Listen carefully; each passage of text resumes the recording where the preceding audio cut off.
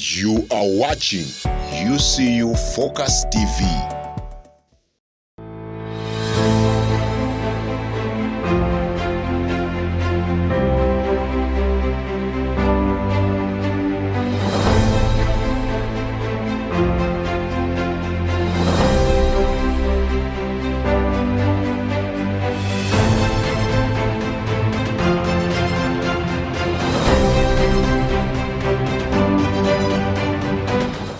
Hello and welcome to UCU Focus Point. I'm your host Yvonne Mutesi. Today we're going to discuss about the state of affairs happening in UCU. First of all, I'd like to introduce you to our newspaper, The Standard, which is going to focus more on top stories happening in and out of campus. I would encourage you to get yourself a copy of The Standard and know more about stories happening on campus, from Wangari Clinch's Key Law Society presidency to cough syrup addiction derailing the dreams of university students, and so much more. I encourage you to get this copy of The Standard free of charge anywhere at your campus point, from the library to coming here at The Standard to access the newspaper. Now, today we're going to discuss about the stories that have been making headlines in the past week since the semester kicked off. On my immediate right, I have Harrison Richard Maganda, class representative, Law, Year 3, and also Monica John Albert, who is the class Senate, Stream D, LLB 3, president of Abasoga Asante,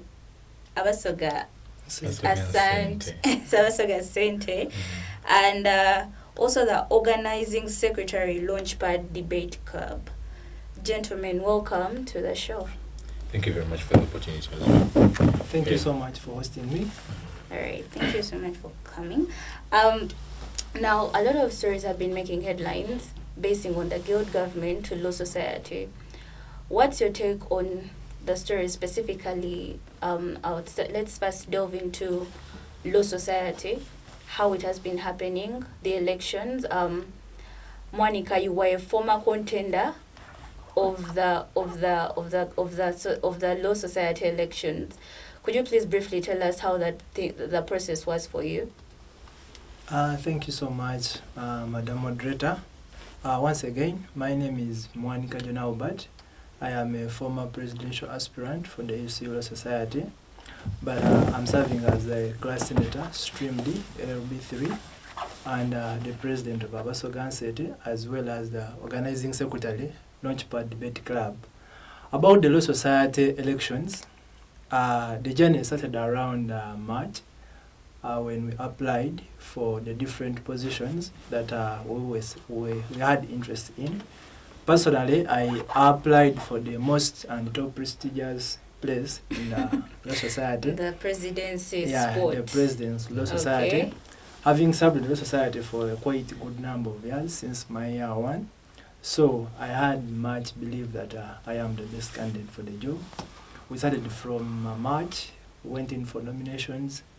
I didn't perform very well in nominations. Okay. Yeah, but I qualified to the next level. Then we went on for vetting. We started 3, but we went on for vetting. One of us was removed, that was Kimeze Samuel Mark. So we went for the elections. It was a tough and tight race between me and Her Excellency Wangabira. Finally, she emerged as the winner in the end. It was not a very big margin. It was a small margin of 137 votes. But I want to thank my voters who voted for me, who entrusted me with their mandate, though it didn't turn out in our favor. But as we move forward, I would also want to congratulate Her Excellency Eunice Nantongo on her victory, because I think this is my first interview with UCU Focus after elections. Okay. So the election had its own challenges, but it was a free and fair election. Though we had some bit of challenges that were later addressed. Yeah. And that's how it was, the election. Interesting. What was your take on the Law Society elections, Mr. Richard? Well, Thank you very much for the opportunity granted. Once again, I'm Harrison Richard Maganda, and I'm the class representative of Stream C, LLB3. I've been making an analysis. Yes, my colleague Albert mentioned the aspect that it was, yes, free and fair. However, the online bit of it is quite challenging and skeptical, in that when it involves the process now of they generate the codes, then they send to the email. The aspect also that it involves the internet. Yes, the internet is available, but then now generating the codes to go ahead and proceed and make the voting. I think that the process has to be, I don't want to say revised, but if they could find a way of making it at least a day prior, such that on the real day we know, a day or 2 days prior, such that we know that on Friday you log in, this is the code you'll use, and you'll go ahead and cast your vote. Because when you look at the polls, we are over 1,000 law students, but at the end of the day, you see the turn up of the people that have made the voting, and percentage-wise, about 40% go ahead and cast their votes. Now, what happened to the other 60? Is it that they've lost trust in the election process, or what is it that didn't make them cast their votes? So those should be the concerns that need to be addressed. So that maybe in the coming elections, both for the society and other elections, even the School of Business is going to, we pray that at least it is collective, that all students in their various faculties go ahead and cast their votes, because it is their mandate and their right. Maybe to add on Harrison's submission about the online voting. Yes. As he said, it is more of skeptical. You cannot. It is always something that is tricky, because if you look out the turn up for students via these online elections has always been low. Yes. Because if you to see among the verified voters that were supposed to vote in the previous election in law school, I think there were around 2,000, but only 900 voted. Exactly. So you find it telling that there is limited civic education among the students. I think the Electoral Commission has not done its job to carry out the civic education, to mobilize these students to come and vote. Though I might say that you as a candidate, you have to mobilize your people to come and vote for you, but the Electoral Commission also has a duty to carry out the civic education to these people so that they can turn up. Because in the previous years, elections are starting to lose meaning in UCU, whereby a little percentage of students are coming up to vote. And the most thing that always affects these elections, yes, we can say that it's a free and fair election to us this side, but we don't know what happens behind that. Because if you look at this on the day of voting, the system is always down. People are finding difficulties in getting these codes. If I told these people always prepare enough before the day, at least it can ensure a big turnout of students, and they should carry out more civic education. People should know why they should vote. And if this is not done, we are going to be experiencing elections where a few students are coming up to turn up and vote. If you look at the guild elections. If you also speak of the civic duties the society is supposed to carry out, recently the former speaker, guild, and also the current speaker, UNSA, Uganda National Students Association, came out and spoke of the subscription fee, the mandatory subscription fee, Yes. and then also the on top of that, adding onto the application fee. And this took a toll on students because it's like limiting them in some sense. What's your take on that? My take on the subscription fee and the application fees, personally, I have no issue with the subscription fee, the mandatory. Because in any organization, in any association, there is always that subscription fee that you have to pay to enable the functioning of the day-to-day activities of the association. Because if the association doesn't have money, it means it won't run. Because but are the students also involved in this? Yes, of course. Because when I came here in year one, we used to pay 50,000 as a subscription fee. When the Khalid government came in, I was part of the cabinet. The subscription fee was reduced from 50,000 to 35,000, and that is the fee that we are paying up to now. So every student is required to pay at least 35,000 as subscription fee, because this money is going to use to run the day-to-day activities of the society. As we all know, money is what pushes the society and any organization forward. Then about the application fees, to some people, it may look to be unfair and extortion, but to me, I don't believe it is extortion. You know, different governments come up with different policies and different initiatives. So I believe Her Excellency Wangabira and the current government, they came up with this policy because it was for the best interest of everyone. Because even our constitution provides that the electoral commission can set up a non-refundable fee, a very reasonable fee. Yes. So, and I think the 20,000, I believe the 20,000 is reasonable for a student to pay as application fees, because almost in any position you're contesting for, from national level up to here at campus, or even beyond this, there is always that application fee that you pay that is non-refundable. So I think it is proper for that application fee to be put. I don't believe it is extortion, because 20,000 really is not extortion for someone who is vying for a position, because as a leader, you must show at least your commitment and love towards the law society, because if we don't have money, then how would the law society run? I do believe it is not extortion, but it was appropriate according to what Her Excellency Wangabira thought fit with her cabinet. I don't believe it is extortion. What's your take on that, Richard? Well, following what my brother and comrade Mark Iraga, the Vice President, stated last week about this application fee. Yeah.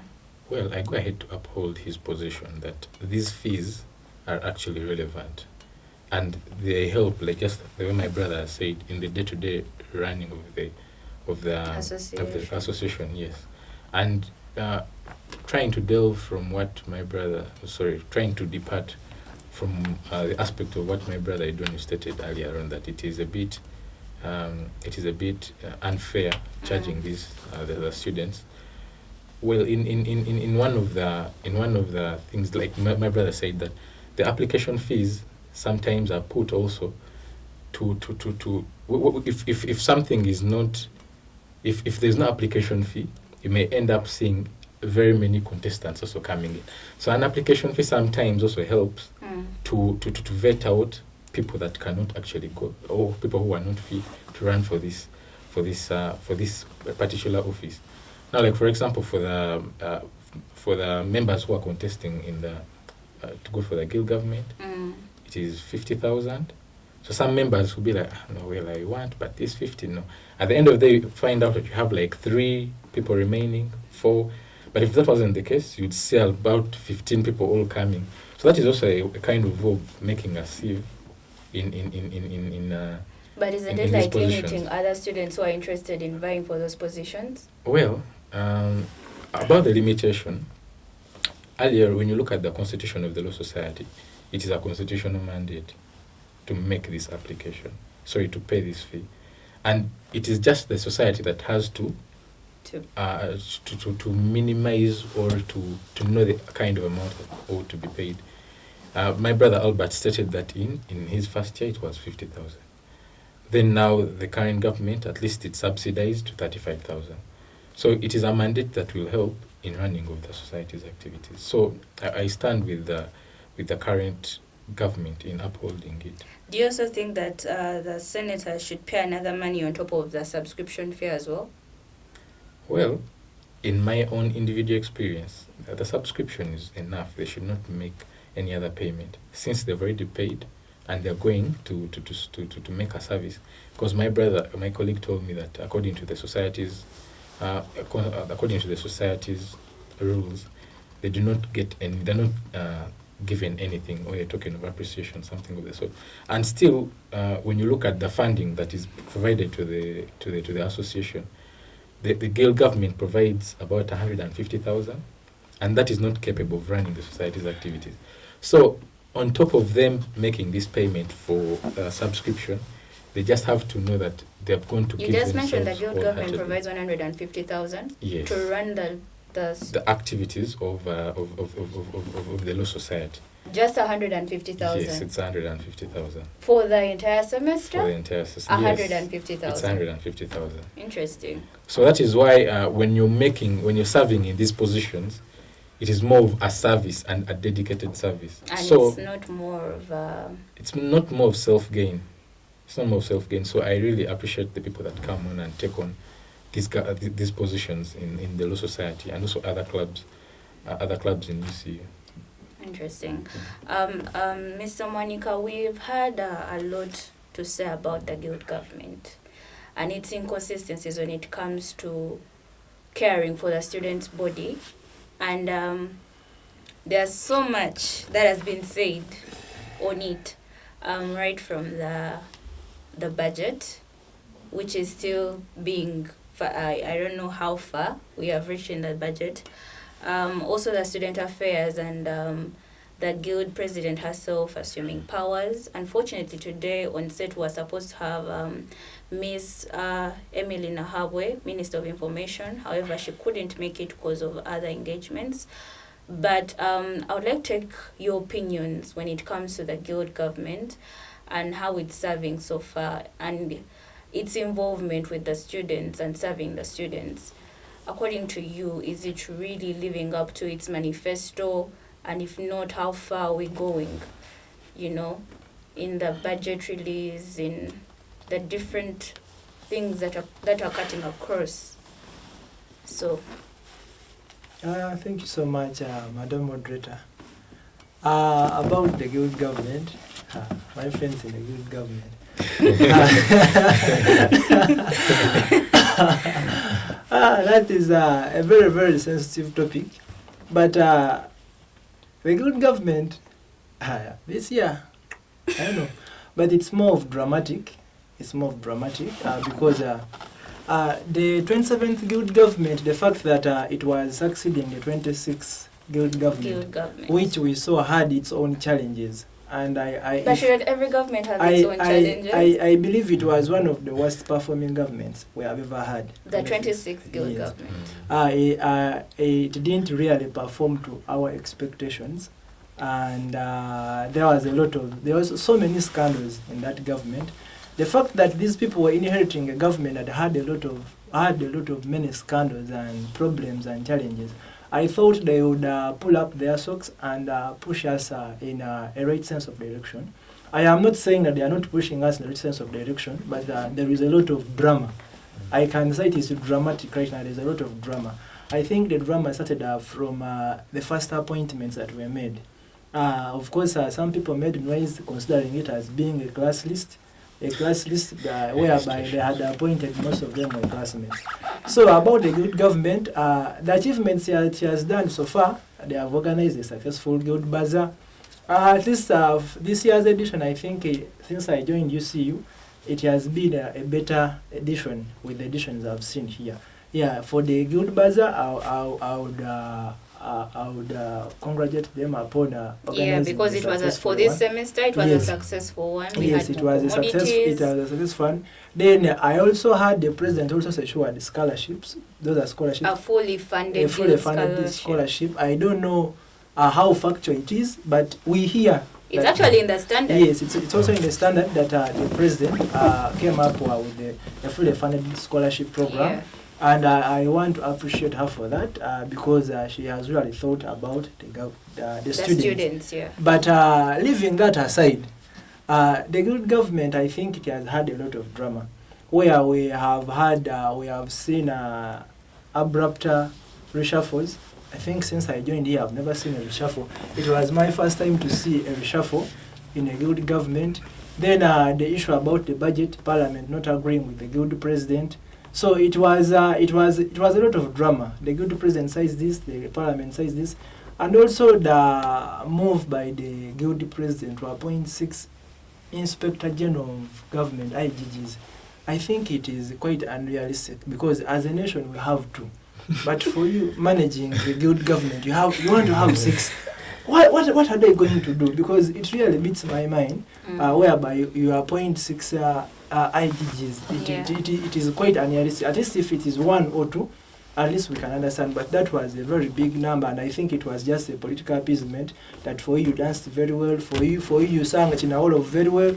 I will give you this position. So I don't think it was right, but I think Her Excellency Samantha, on the issue of the Inspector General of Government, it was unrealistic to put there 6 people. Then the issue of the budget, I think it is high time the executive and Parliament should come to a common understanding and agree on what on a common ground, to agree on a common ground, because we have seen a lot of drama that has been there between the executive and Parliament. But as I saw, I happen to have seen a document that circulated that was purported to be the budget of the guild government. I believe it is authentic because I saw there the official stamps of different offices. But if by the official offices, you mean? I saw the stamp of the Director of Student Affairs. Okay. I saw the stamp of the Her Excellency, the Guild President herself, plus I think the DVC Finance and Administration. So I believe it is Authentic. It is authentic. On this budget, I think the guild government should reconsider funding priorities in the budget, because if you're to say most of the money goes into paying salaries, I think in that document I saw it's around 85 millions. But if you would see, there are 28 clubs according to that budget, and the money that was allocated was, I think, 2 million, around 2 million, which means that every club is going to get 100,000. So I want us to dissect this properly. The different clubs, we have societies, yes, we have clubs. Yes, societies and clubs. Yes. Societies, the associations. I think the associations it's supposed to get around 100,000. It is quite unrealistic if you're giving a society, let me select the law society, you're giving it 100,000. But we occupy the biggest number in the university, almost 70%. Remember, each student is paying that guild fee. It's called a student fee. And out of the money we are paying, I think it's around 50,000. You're giving us 100,000. So what you're trying to mean for an entire semester. So what you're trying to mean that it's I want to get the right statistics here. I mean, he said 150,000. You're saying it is around 100,000. Does it reach 150? It is dependent on the incumbent government. In the incumbent government. Yes. So the incumbent government is the one that determines the funds to support the society. Exactly. But should it be like, is that like really fair? The fact that you people are among the, you are among the biggest population on campus. So if you say that you receive 150 or even 100,000, what do you even use it for? Because personally, before even we start criticizing the guild government, the university as well, it has to reconsider its stand. It is a high time it should increase on the funding of the guild budget, because you cannot tell me that an association is going to get 100,000. So as the guild president, you give 100,000 to that association.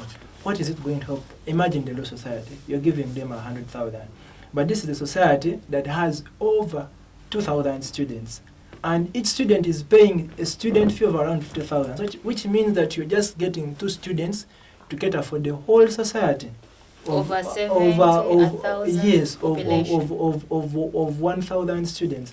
It is quite unrealistic. Yes, we might be saying the guild government this and this, but the campus should, the university should also reconsider its stand, should increase on the funding of the guild budget. Then the other thing about the guild government, the government should also prioritize priorities where to put the money, because you cannot tell me that you will give an association 100,000, but yet on the orientation of year ones, I think I saw it was around 4 million. It is quite unrealistic. Orientation, you're putting 4 million, but on associations it's around 2 million. That budget is quite unrealistic. I don't know if orientation is more prioritized than the associations that manage these students. So I think they should also start prioritizing on where to put their money most. And on top of the little money that they give them, at least they should prioritize the clubs and societies. Because if you've given the law society everything, there's nothing the law society, the law students are going to demand from you. If you're fully funding the business society, business students will not be on your neck. If you're funding the society of those people in theology, those people will be contented with what they have. But we're in a situation whereby the social contract between the students and the guild government is very minimal compared to the societies. I can assure you that if you to go to those different schools, you will realize that the societies there and the clubs have more influence than the guild government might have. You realize that there is Allow me interject, because it's a lot to digest. Mr. Richard, when it comes to the irregularities of the guild government, he's speaking more on the budget. Where do you see the inconsistencies when it comes to how far the government is performing? Well, thank you once again for the opportunity granted. Well, when it comes to performance, usually under any institution, there are always two faces. There is the face of reality, and then the face of the face that is being pictured out in society.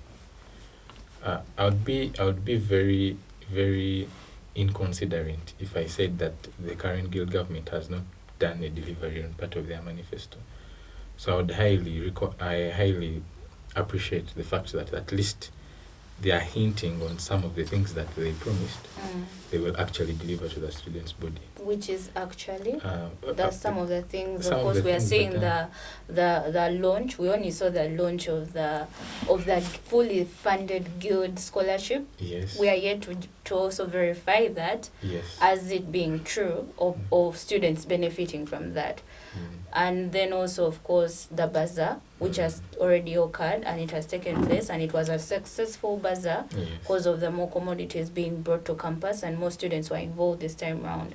But then again, we still have some irregularities, internal things that are happening, that we as a student body, should we be worried that there is so much disunity among our MPs, and that they should be more aware, that they should know that we are actually standing in unity and we are working and serving towards making sure that the needs of the students are met. Okay, thank you very much. Well, when you look at first of all, like when I joined my first year, we had a female guild president. No, we had a male guild president, Dumba Timothy. Yes. And now I'm making an analysis. And then we came in year 2, we had Ajira Birunji. And then we came in again, now we are having Her Excellency Samantha. And from the verification of things, I don't want to make an overview that when we put society in the hands of women, we get disappointed. I don't want to say so. Because yes, if women do have the potential and can actually deliver. However, there are certain positions I would recommend that could be left for men. In terms of self-development. No, it's not being sexist. But being a chauvinist. But okay, when you look at the level of service delivery, when we in my year 2, when it was Birunji, Her Excellency Birunji Ajira, we had very many concerns of disunity between the students' body and the government. It is in every society that during the political arena, the time of campaigning and everything, yes, things are sugar-coated. And of course, when the words fall on a kind heart, of course, they would give in their vote for this individual. But then when you look at the overview of what happens when these people get into office, a few of them could actually go ahead and deliver what they actually promised.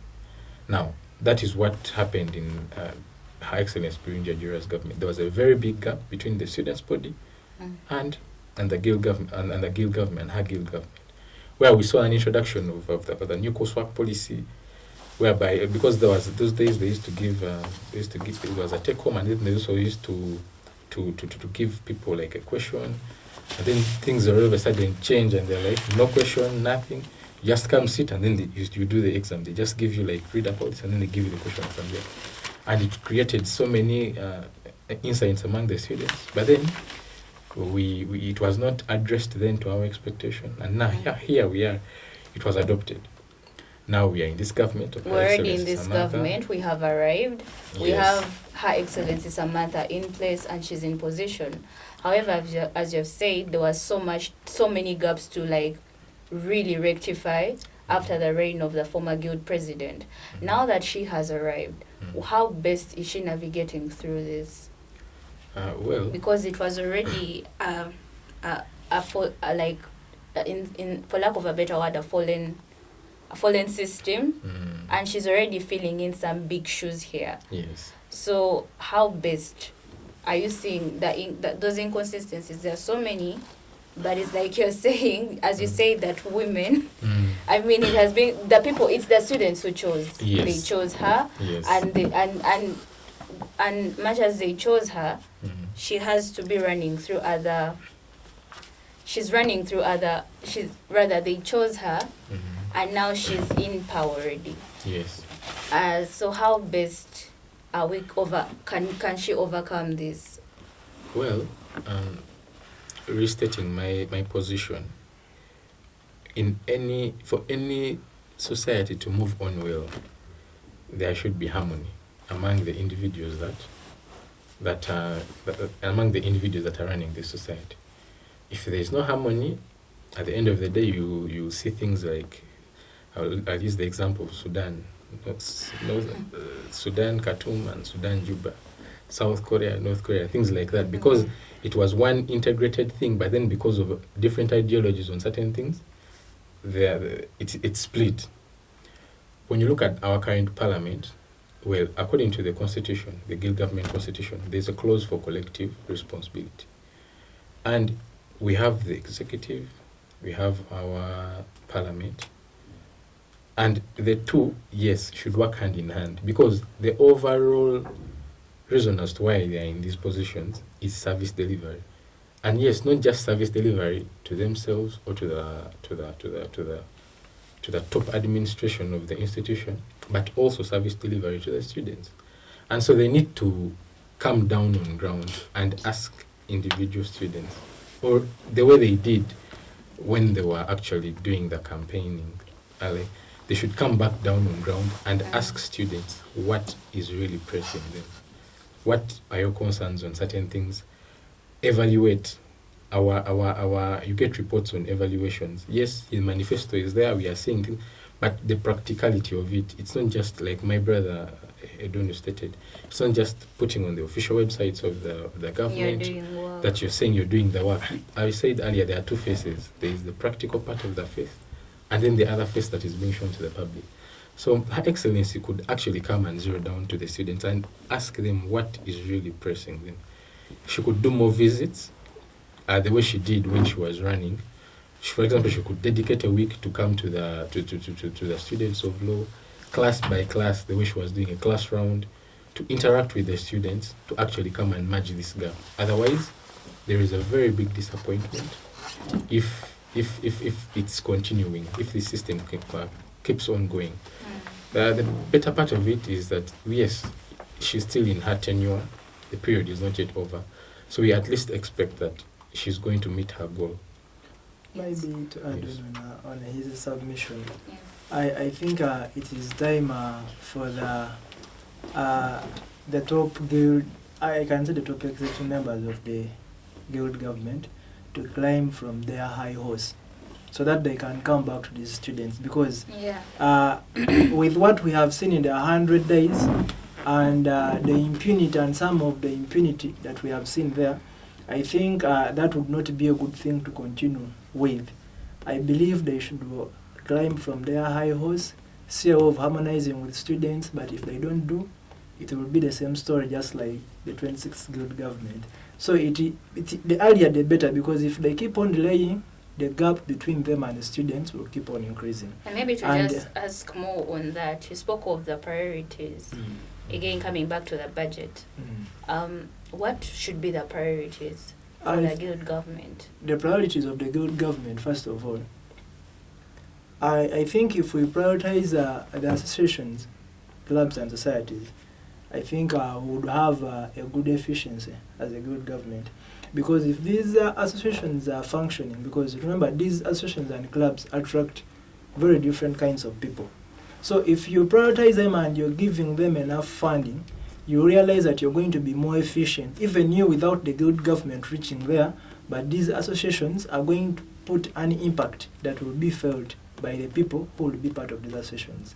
I can give you an example. If the business society is fully functional and it is having enough funding and enough backing from the guild government, there is no reason why you, the guild president, will have to go and stress off with the business school, because this society will be fully operational, it will be having enough funding. So it is a high time we prioritize these societies and associations, because they do a lot for these students. I can say if Abasoga's association is working effectively, the Abasoga students will not look for you, be like, yeah, at least we are getting something, we have something from the what? From the government. This will increase on the efficiency. But the moment you centralize power, there is a saying that says that absolute power sometimes corrupts. So if you look even at how the US government was made, you realize that the central government has limited powers compared to the states. So if you try to distribute out that, there is going to be more efficiency. If you prioritize the societies in UCU, we shall have a better guild government. But if not that, we shall be pulling ropes there and then, because you cannot tell me that you're giving an association that is looking after 2,000 students, you're giving it 100,000. It is quite unrealistic.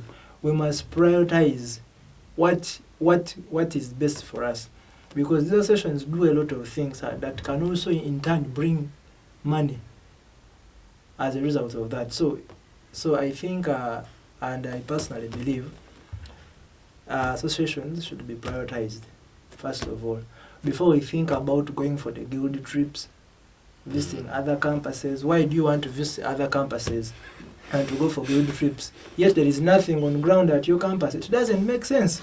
First work at your home before you think of going elsewhere. Why do you want to think of okay, there are so many things that are unrealistic, but personally I don't believe in those that will make out your shot. Richard, what are your parting shots towards the guild government and your way forward on how best? Well, thank you again for the opportunity. In management, there's when there's something called, forgetting the right term to use, where I've got any delegation. As the main individual who is to administer, now for example the executive, you don't need to move around, because you'll have a burden. There is you yourself, you have your life. You have your life as an individual, you have the life of the students of UCU, you have the life of the administration of UCU. At the end of the day, you can break down. But when you delegate and harmoniously delegate, so that calls for unity. The government ought to be united. They should come to a conclusion and say, yes, we've erred, if there was an error, or we are moving on well, if indeed it's moving on well. But it should get opinions from people, the way it did during the process of its coming up. Get some ways of how it could be harmonized, so that Parliament again comes back to the executive. At the end of the day, we can have an effective running of the society, and students themselves will feel that they are served. Okay. Yes. Thank you again, gentlemen, for joining us tonight at Focus Point. I understand that Mr. Monica there was, I think, from Makanula, and you had to make your time to joining us today, but I'm grateful that you made your time and you made your way through here to the studios to share your opinions about the government. Thank you so much, Richard, for also making it. We hope to have you guys again on this panel so that you can share more views on how best we can run and have a better society for our students, and also a way forward for always scrutinizing and talking about our guild.